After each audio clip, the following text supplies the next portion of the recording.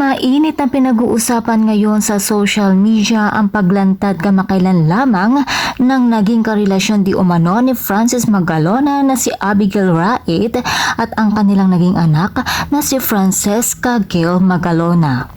Kaya naman, samut-sari at kaliwat kanan ang naging komento at reaksyon ng mga netizens tungkol sa isyong ito. Isang malaking pasabog naman ang revelasyon na isinuwalat ni Robbie Tarosa, ang dating concert producer ni Francis M. sa kanyang Facebook post. May revelasyon ito tungkol sa pagsasama ng mag-asawang Francis at Pia, kaya naman usap-usapan ngayon ang kanyang naging pasabog dahil ayon nga kay Robbie, kung nabubuhay pa daw si Francis ay madalas silang nagkikwentuhan at isa na rito ang naging relasyon niya kay Pia. Nabanggit daw di umano ni Francis na hindi umano sila kasal ni Pia dahil kasal daw ito sa ibang lalaki na may apelyedong Lim at nagkaroon daw sila ng dalawang anak, sina Nicolo at Ona. Wala daw kasing diborsyo sa Pilipinas kaya hindi mapawalang bisa ang kasal ni Pia at noong ex niya. Kaya naman ibig sabihin lamang daw ay hindi kasal sina Pia at Francis. Sinabihan pa niya si Pia na wag daw itong pa-victim dahil alam nila kung ano ang totoo. Wala daw di umanong sumira sa kasal nila ni Francis dahil hindi naman daw sila kasal.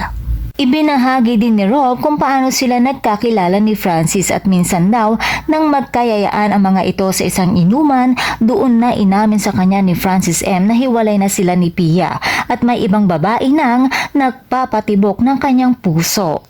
At ang rason daw kung bakit naghiwalay sila ni Pia ay dahil sa hindi na nakayanan ni Francis ang ugali ng kanyang asawa kaya humantong ang mga ito sa hiwalayan. Dumating na daw kasi sa puntong nagkakasakitan na ang mga ito. Pagkaraan daw ng ilang buwan, nakita daw ulit sina Francis at Rob at muling ibinahagi sa kanya ni Francis na may bagong babae na nga daw ito na ibang-iba sa ugali ni Pia. Masaya daw ang puso ni Francis at halatang in love nga ito dahil tunay na pag-ibig daw ang kanyang nahanap. Kaya nilinaw ni Rob sa mga taong humuhusga agad at hindi alam ang totoong kwento ay hiwalay na daw sina Pia at Francis bago siya nagkaroon ng bagong babae.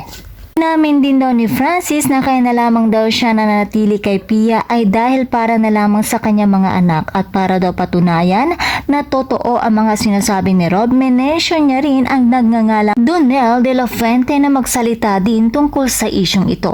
Pinanindigan niyang totoo lahat ang kanyang revelasyon.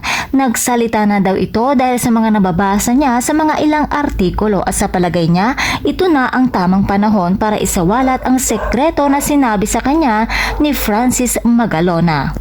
Kaya naman kung kayo naman ang tatanungin mga chikadoras, ano kaya ang masasabi nyo tungkol sa isyong ito?